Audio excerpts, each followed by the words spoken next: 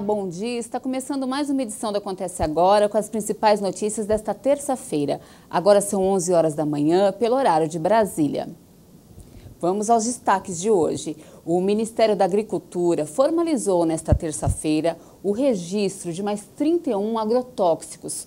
No ano todo, já são 169 produtos autorizados. O número de defensivos aprovados no Brasil vem crescendo muito nos últimos 3 anos. O fato preocupa ambientalistas e profissionais da saúde. Em 2015, foram 139. Em 2018, 450. E fez um ano que o Brasil praticamente parou por causa da greve dos caminhoneiros. Vocês devem se lembrar. A paralisação durou 10 dias.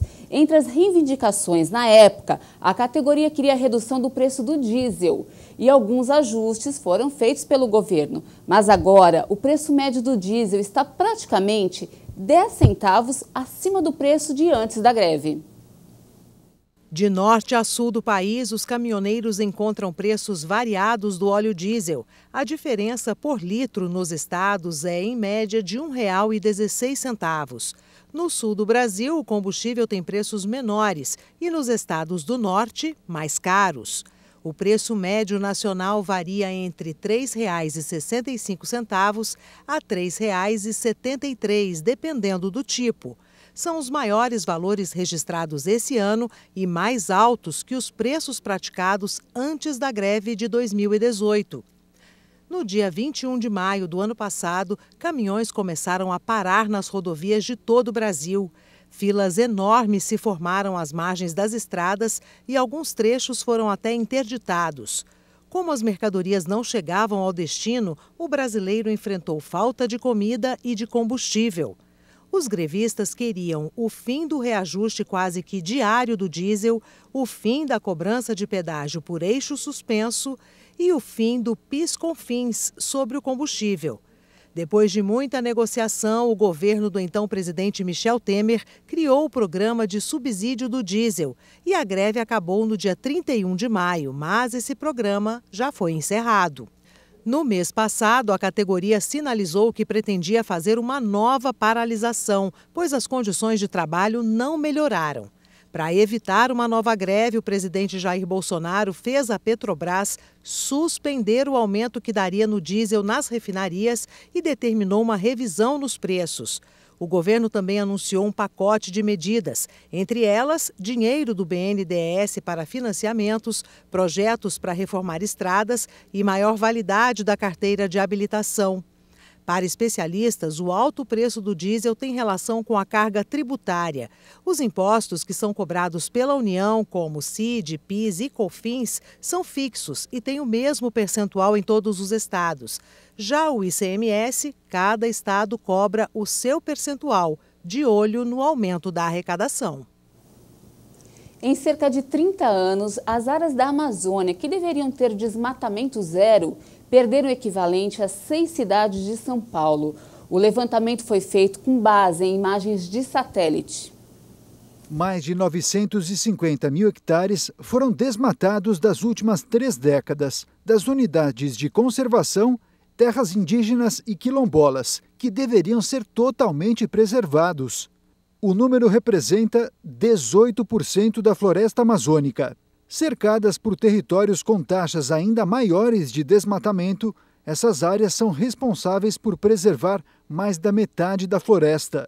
De acordo com o monitoramento de satélite, em 1985, as florestas protegidas representavam 47% da área de floresta natural da Amazônia. Hoje, o índice chega a 53%. Fora das áreas protegidas, a floresta natural na Amazônia perdeu quase 41 milhões de hectares, o que representa mais de 268 cidades de São Paulo. Os dados de satélite revelaram que o agronegócio, que é um dos setores mais relevantes para a economia do Brasil, ocupa hoje parte da Amazônia e dos biomas brasileiros. No destaque internacional, o presidente da Venezuela, Nicolás Maduro, propôs hoje antecipar as eleições para a Assembleia Nacional. Ela é controlada pela oposição do país. O presidente da Venezuela, Nicolás Maduro, comemorou nesta segunda-feira um ano de sua reeleição, que a oposição denuncia como ilegítima. No evento, Maduro propôs antecipar as eleições para a Assembleia Nacional, que é controlada pela oposição e chefiada por Juan Guaidó, autoproclamado presidente interino da Venezuela. Vamos a medir-nos eleitoralmente. Vamos medir eleitoralmente, vamos fazer eleições, vamos legitimar a única instituição que não foi legitimada nos últimos 5 anos. Vamos às eleições antecipadas da Assembleia Nacional para ver quem tem o povo, quem tem os votos, para ver quem ganha. Adelantadas da Assembleia Nacional para ver quem tem o povo, quem tem os votos, para ver quem ganha. Também nesta segunda-feira, a Assembleia Constituinte, que rege a Venezuela com poderes absolutos, decidiu estender suas funções até o final de 2020. Para encerrar, neste mês de maio, ações de combate à hipertensão são realizadas em todo o mundo. A doença já atinge 35% da população brasileira. E segundo o Ministério da Saúde, a hipertensão mata 300 mil pessoas por ano no Brasil. O número é preocupante. Vamos conferir na reportagem.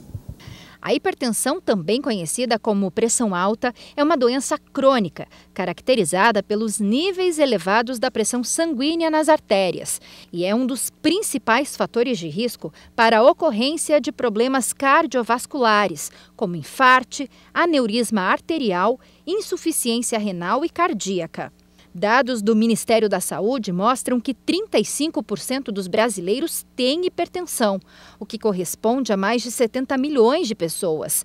É mais que toda a população da França ou do Reino Unido, por exemplo. E dá para acreditar que metade dos hipertensos nem sabem que estão doentes?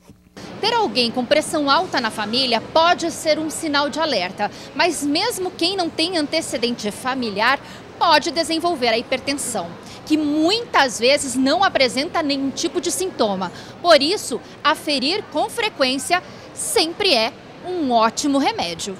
A senhora tem hipertensão? Como é que é a sua pressão? Minha pressão sempre foi alta, desde que eu tinha 12 anos. Hoje eu estou com 62, está ótimo. E a senhora cuida, sempre está aferindo? Sempre no médico, sempre medindo.